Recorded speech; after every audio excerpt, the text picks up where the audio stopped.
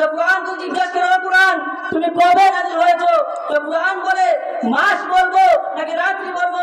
তো কুরআন যদি বলো যে তুমি মাসটাই বলো আগে, তো কুরআন বলে শাহরু রমাদানাল্লাযী উনজিলা ফীহিল কুরআন, আমি রমজান মাসে নাযিল হয়েছি, কত বরকত হয় রমজান মাস। তো কুরআন তো জিজ্ঞাসা করো, কুরআন এবার রাত্রিরে বলো তুমি কোন রাত্রিতে নাযিল হয়েছো? তো কুরআন বলে ইন্না আনজালনাহু ফী লাইলাতিল কদর, কদরের রাতে কুরআন নাযিল হয়েছে।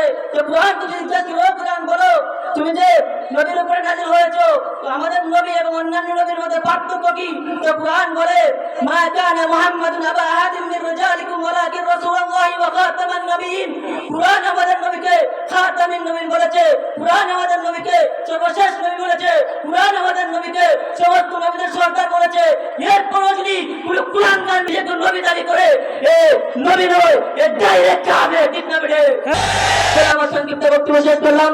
ওয়া আখিরু দাওয়ানা আলহামদুলিল্লাহি রাব্বিল আলামিন।